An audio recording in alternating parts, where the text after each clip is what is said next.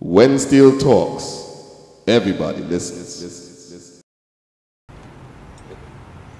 When Steel Talks is here in Brooklyn, New York in the Panyard of Crossfire Steel Orchestra with arranger Leon Foster Thomas. Welcome to When Steel Talks, and we are really happy to finally be able to have a chance to sit down face to face and have a really great interview with you, simply because we've been doing write-ins so far. And there's just so much one wants to type in terms of a response, and now we are really free to exchange ideas and, of course, share what you have to say with the global steel pan community. So welcome once more, and let's deal with the Panorama aspect first in New York, and then we'll talk a bit more about Leon Foster Thomas, the performer, the artist, and the person who is one of the global steel band ambassadors. Okay? All right. So for the 2011 New York Panorama season, any surprises so far? No, not really. I don't think we have had any surprises. It's pretty much I would say, yeah, actually, surprises musically. Just a lot of things been coming musically, especially based on the tune. What do you mean by coming musically? And the tune, by the way, is Trini. Yeah. Benjai is Trini. Okay. Yeah, we're doing Trini, and it's just so many elements that you grew up on. So it's actually coming back. Like, this thing pop in today, and it might pop in, something else might pop in tomorrow that would remind you of your childhood or old time Trinidad or Trinidad. No, everything about Trinidad, it's coming right into the music. And so that wealth of experience is finding musical expression. Yes. All right. Who made the decision for the song, and why? I did. Oh, okay. I was pretty much fortunate to get that little bit of leeway, because I had chosen, actually I didn't want to do Trini. I liked Calling Me. Mm-hmm. And I thought Trini was more of a gimmick than anything else, honest to God. So we, because I thought, okay, somebody would do Trini just because, And one day I had actually just heard Desperados played it, and I wasn't really too moved by it. And then, I let that pass, and the next day I just started hearing ideas upon ideas. So I took my phone and I started singing into the phone all the ideas. And I called up Dougie and I said, what do you think about Trini? So, well, it's up to you. And I said, well, okay, we're going with that. So, because I had enough ideas from the start, even at the end of the tune, I know where I want to go. I have a decent roadmap of voice notes that I put on my phone, and then I score the music. So how far are you down in terms of imparting the music to the band? We just got to our first change key. So our first key change, and it's getting there. Okay. What is the response of the band to the music? The response has been really good, actually. When I introduced the tune to the stage side, everybody was extremely excited about that. We want to go with Trini.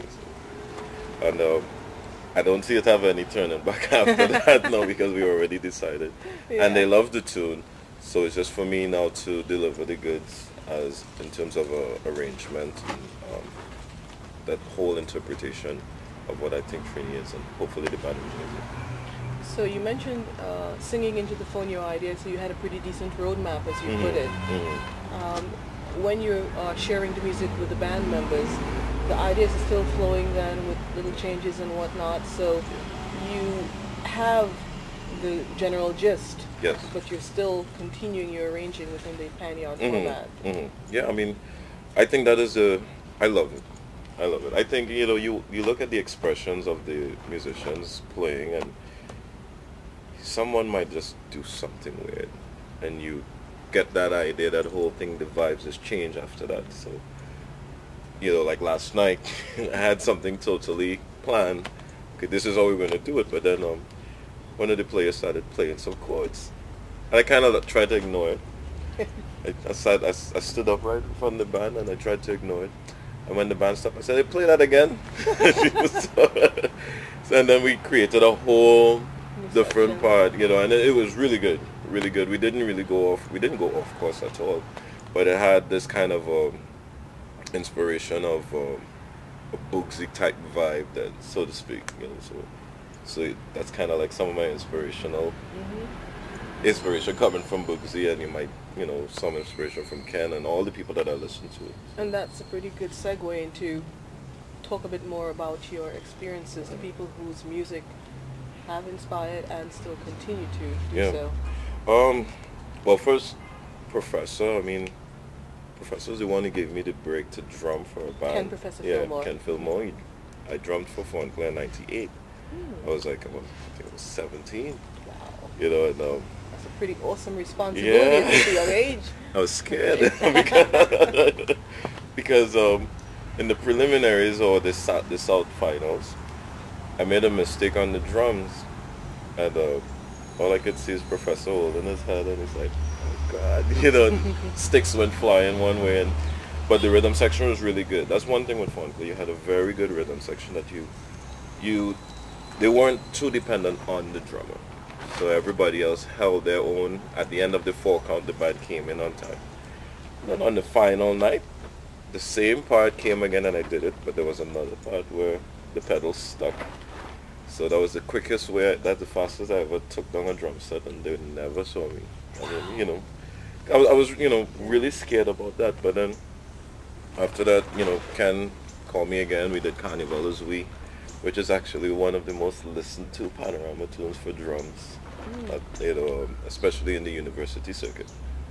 A lot of people. You mean the final night performance? Yeah. Okay. No, actually, no, the semi-final. Okay. Because our final night, we got disqualified that year. And the semi-finals, we had a recording, the sound recording or what have you. Right. So a lot of people listens to that recording in terms of Panorama drumming and stuff like that. And then from Ken was Boogsy. Never had the chance to, never even thought I would have met Boogsy. And just as I was sitting here, is the same way I was drumming and Boogsy sitting right there. We were doing conga with Invaders. We were getting ready to go to Tennessee. And Boogsy asked, "You want to hear the tune again?" I said, "No, I already."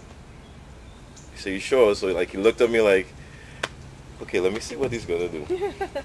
And so said, just as how the record was, that's how I did it. I mean, and from there, Boogsy, "You want to go Grenada or whatever?"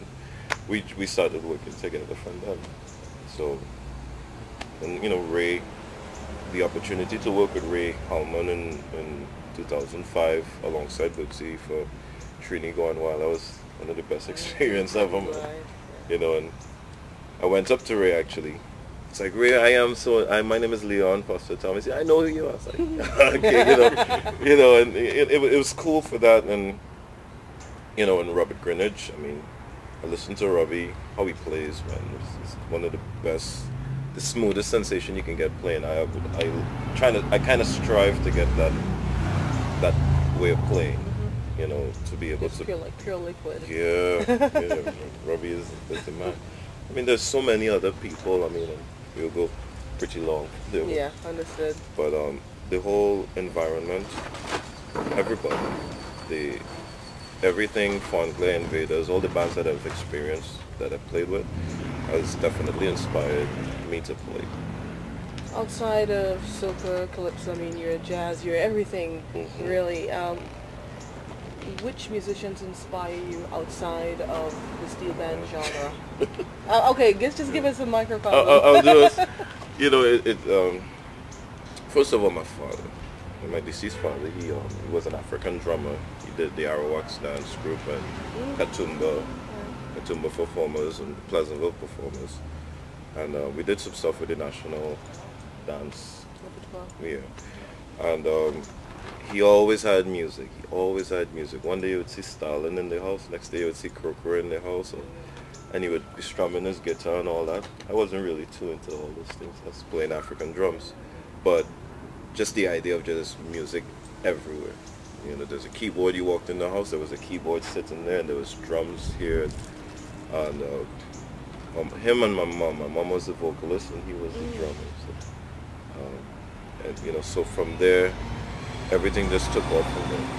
But in the whole jazz arena now, I mean, what really inspired Miles Davis, you have to love Miles' Kinda Blue. That was actually my first jazz record, Kinda Blue, and I heard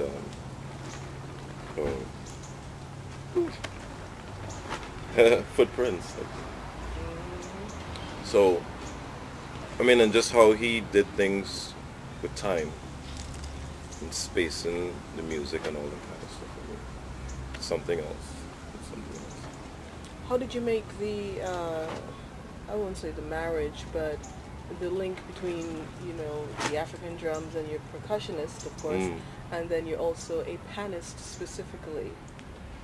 Well, I don't know. I never liked pan. Honest to God, no.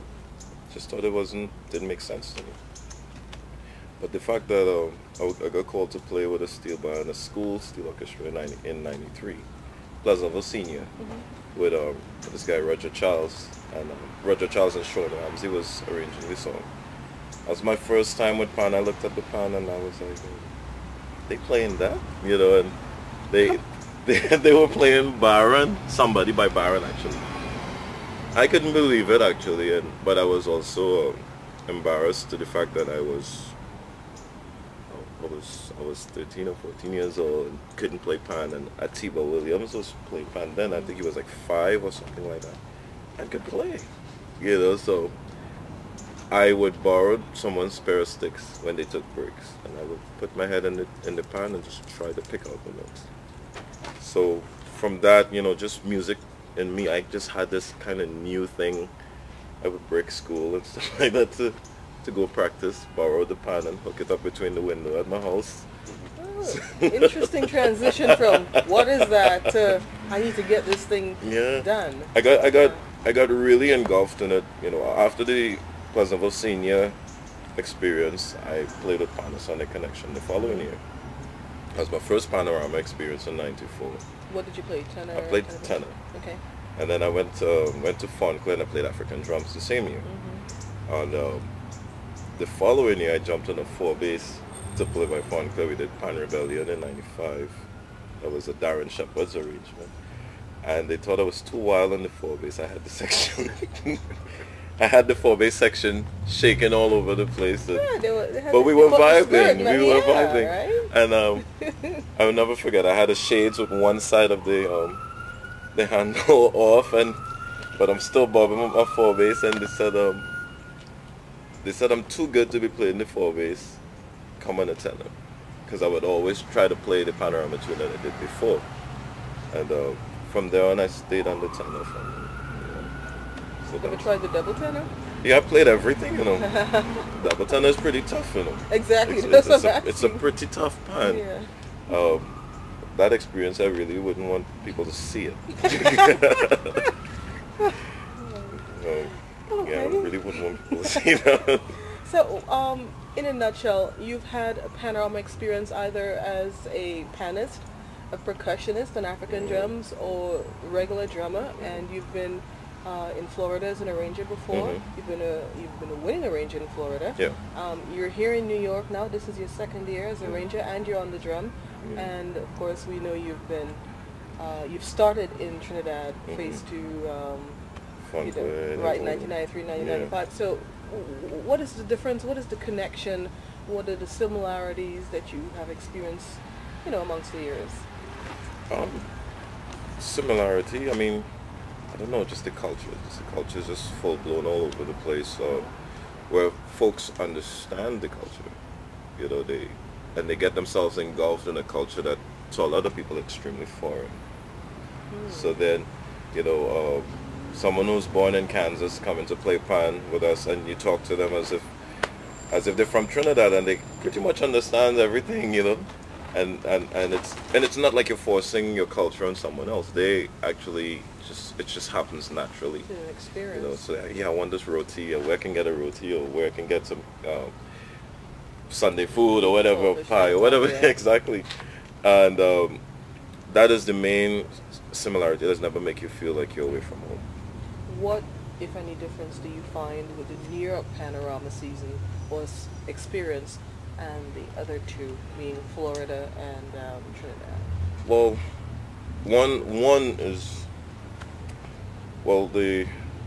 even though the culture has been out there, we haven't had the numbers yet, so we haven't really reached out there entirely to have like huge bands or huge orchestras like Trinidad, to the extent there are a few bands, especially in New York, you would get like the 100 or what have you. In Miami, we had like 30, 34 players, so it's extremely small. And then, you know, the finances, you know, not too many, even though Pan is out there, it's not fully exposed yet. So therefore, like the government or the like, you know, the mayor and all these people would recognize properly. So there's a few things that we need to do to get these people more involved, and which would help the steel band community from struggling. You know, we're struggling a little bit too much, and the land that has a lot of money, don't mind the economic downfall, as they say. There's a lot of money still passing through it. We just need to find that gap. If there's one thing you can change in Panorama, specifically New York Panorama at this point, what would it be? Just the way how it's been, just the way how it's carried around. I mean, the way how it's actually being handled. It's not being handled properly there's not a business sense towards things. There's not a respect level towards it. It's like, a lot of people have this old-time mentality where one man runs the whole show and does everything, and okay, I did this. Are we talking organizers, promoters, band Everything. leaders? This is everything. I mean, you still have folks that don't really respect the instrument, but still make a lot of money off of it. Oh yeah. They say, you know, I mean, they say the labor, they makes a lot of money for the Panorama, but yet still we get millions. Yet still the pianists get what, $20,000. That's nothing really. I mean, so therefore, we have to do a lot more in terms of how we handle how the personnels are being elected, and what's the goal actually. Because yes, Panorama is the main celebration, but what do we do apart from that? You know, right after Panorama, what are the plans? How are we looking to make it bigger? How are we looking to take it from the museum to maybe giant stadium? And also how to share in the pot that comes in around the Labor Day time and from Panorama itself. Exactly. So that it can trickle down, for want of a better term, to the performers, the artists. Exactly. Exactly, because a lot of people leave their jobs early. A guy would travel last night, said that man had to take 4 buses. So when you look at all that, all this money being spent on all that kind of stuff, I mean, yes, there's love and all that kind of stuff, and we treat everybody well, but a little change wouldn't hurt. But it's interesting, you, like a very few fortunate people, are able to make a living, and it often comes with skill as well. So let's not say that that's not part of it here. But the whole point is, you are living, in most ways, your dream. If you speak to a lot of the people who have a day job or an alternate or their real-time job, and they come together for Panorama, you ask them, would you like to have the opportunity of making Pan your life? And unhesitatingly, they say yes. Yeah, they would. They would very much like to be in similar arenas like yourself. So it's interesting that they love it, but they play for love because that's all there is. But they would really love to be part of symphonies or be solo artists themselves. It's always an interesting thought process that a lot of people don't seem to keep in mind. No, one of the main things is that a lot of people look at musicians. You have to be lucky to get through to where you are, so that, you know, not everybody's going to make it as musicians. So that's one of the main things that a lot of people look into. So therefore now, when someone comes in with a day job, I mean, that's what they use to actually cancel out the fact that, okay, I would never make it, I have to get a day job. You know, because, well, yeah, you work hard and you're lucky enough to get there, but, you know, I had kids from young, and you know, I had to go find a job, and so my dream went away. So that's how a lot of people look at it. Let's talk about Leon Foster Thomas, the artist now, in terms of, you know, you've played many stages around the world as a steel pan artist. Talk about that, you know, how that came about essentially, and, you know, what it means to you to be able to work within the Panorama arena and still at other parts of the year go off and do, you know, what turns Leon Foster Thomas on. So let's hear about that. Well, for me, growing up in Fauntclair, I mean, I think, and I can go on the record for this. Fauntclair, I think, I think still produces, I could say produces, some of the best soloists, and even some of the most amounts of soloists and arrangers from the band. You can't really count them on one hand. And I was lucky enough to fall in that kind of category. There was like one batch came in, and then when that batch left, another batch came in, and so forth. So it was a group of us, myself, Jason Farrell, who's actually arranging in Canada. He's a really good soloist. Jeffrey Farrell, who died not too long ago.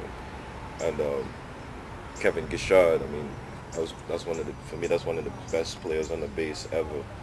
And he can jump on any bass and play and solo, and we go on a gig, you know, we got together one time when my mom died, and we got to the Panyard, and we said, okay, we're doing these chords, and I said, just play something on the bass, and I didn't have to tell him what note to play. He jumped on, fell in the groove, understood where we had to go. It was just like a jazz band. So I had that core of people around me, and I always wanted to sound different. I never wanted to sound like Pro, didn't want to sound like Darren, didn't want to sound like Bugsy, because I always think marketing wise, if I sound like them, nobody wouldn't want to hire me. Why get a counterfeit of the real thing? Yeah. So I used everything and everyone else around me to get everything happening, you know. So then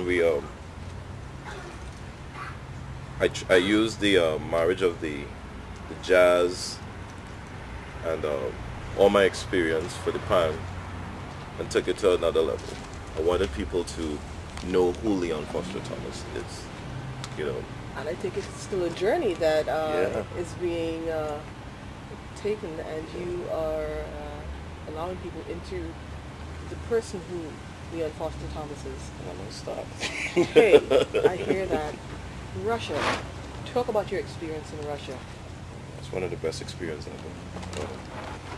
First of all, going to Russia is... How did that come about? Well, there's a jam session not too far from my house in Miami. And I went to the session, and these two guys, I mean, this couple actually from Russia, drummer and pianist, they were visiting. And I just happened to walk in there, and we played together. And we had a fun time at the jazz club, and I took them to other spots in Miami, of how very little there is in Miami. And we just had a really nice relationship, and exchanged numbers. Next thing you know, a month or two later, I got an email. How would you like to come to Russia? I said, well, why not? You know, you try everything once, if so. And first thing I thought about, God, you know, I'm a black man going to Russia. And you know, God has just blessed me enough. I came up to New York last year for the Panorama, and we met and we hooked up and we rehearsed most of the music, got the visa and everything. And right after Panorama, like a week, I went off to Russia. I remember that. And actually got detained by customs because they have never seen a Steel Clan? no, actually a Trinidad passport. Well, what is this document? I got, and you know, I didn't have the electronic passport. That's what I have now. So the woman is swiping the thing at the and it's not responding. It's not electronic, right? She sent me to the corner to stand up, and I stood there for like an hour and a half until they got verification. That when you were like 5 years old. Yeah. In school, right? It was an experience. I called them and I said, looks like I'm coming back home. And after that, they got everything resolved because it was 9 in the morning or so in Russia. It was extremely early and the day before or whatever. And it worked out pretty well. I mean, the response was really good. Once you got out of the airport. Yeah, once I got out, you know, the folks, I didn't speak one word of Russian. Couldn't speak one word of Russian. Now a little bit, yeah. But our first performance, we had people from the news and everything like that. And, actually every city we went, there was someone from the news, something from the news, because they've never seen the band before. And we traveled around from Moscow to Yekaterinburg, and even to Belarus, and which was a former territory of Russia, but they are extremely poor. So even though the show was sold out, people didn't have enough money to buy your CDs or whatever, or to give. And one man just really touched me. One guy, he was the sound guy, and he had a cap, and he said the president gave it to him while he was in the hospital waiting on a heart surgery or something. And he was so inspired by the music and the performance, he gave me the hat. You know what I mean? After that, I mean, that was just really moving. And what we did after, we did a second concert at another place for free to raise funds for the country of Belarus.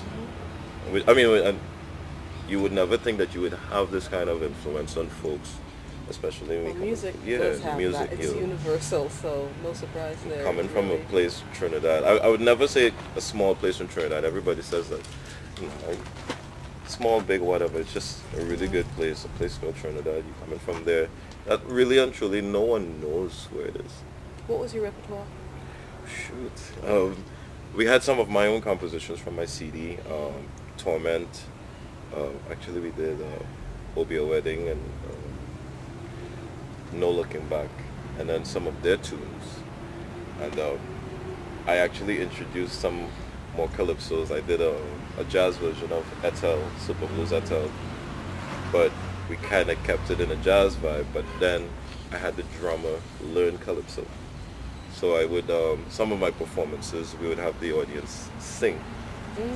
You know, so you just saw one, like, shake, you know, your promise me, shake.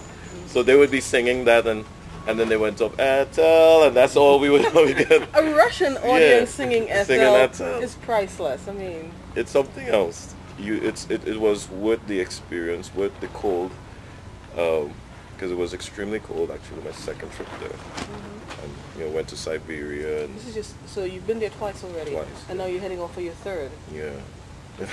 Yes. There must be something between you and Russia. It's great. I mean, it's great. When you get a sold out crowd at every venue that you perform at, and folks never see the band, you know, they've never heard it. So it's extremely intriguing, especially a European audience compared to an American audience or even a Caribbean audience. There is more appreciation for music and jazz music in Europe, and even though Russia is not really considered part of Europe, I mean, it's the same response. So therefore now when you have there's a performance coming, folks they come out in their numbers, they buy the ticket to come and be in it. But now this is your third trip, so therefore we expect a whole lot more people who you won over the first and second times, and now people who've heard about it, and they'll be like, look, you gotta catch this guy, this is unique. So you're part of this group when you perform. All right. Beside Russia, where else have you gone to? For the past year, from Russia, well, we did the Pan Jazz show in London. We did the Pan Jazz show in New York. I just came from Wisconsin, Birch Creek, Wisconsin. This was something I did. I was sitting in for Liam Teague, and myself and Liam, we have been really connecting over the past few years. Actually, we talk pretty much on Facebook or what have you, emails and stuff. And I'll be doing a performance in Northern Illinois in November. So Birch Creek was an experience by itself. Because what other than the Green Bay Packers or cheese that you know about Wisconsin? And Birch Creek, you know, was extremely far away from everything. No phone reception properly, no TV or nothing, but there was it's a camp where kids come together and they get scholarships to learn music. And I did the percussion week. So from the percussion week, you know, they have a jazz week, they have classical, and then the percussion week. You know, so Second year with Crossfire, how did the arrangement come about that you became the arranger for the band in 2010, and of course it's continued now to 2011? I was drumming by Phase 2. It's 2009. Panorama, I think we did Panorama last year, sorry. And Dougie came by, and someone actually, Franco from Sawa East Side, I can't remember his name, Andy Franco, said somebody wants to talk to you about arranging. I always wanted to arrange, so I mean, he came by and he said, we're looking for an arranger, and if you are available, I would start. I said, okay, yeah. I'd jump at it, you know, and it was pretty tough last year. It wasn't like smooth sailing all the way through. Changing of the guards is always tough. So this is your first Panorama band, per se? Mm-hmm. I mean, well, other than Miami, right? Yeah. So this was your It's first like, opportunity yeah. for a sizable band. Mm-hmm. Do you think this is going to open up a door to I say hope. in Trinidad as well? That's what I'm hoping. Okay. I'm trying to do the music good enough so we can get there. Well, Leon, I mean, it's been really, really great finally sitting down, getting to know you, getting to hear from you personally, and we can only wish you the best for Panorama 2011 in New York. More great things in terms of your global performances, your tours, and of course whatever you wish best for yourself, especially in the Trinidad and Tobago arena, which your heart is set on. Yeah. So thank you very much for chatting with When Steel Talks. Pleasure is all and all mine. the best. Thank you. When Steel talks, everybody listens.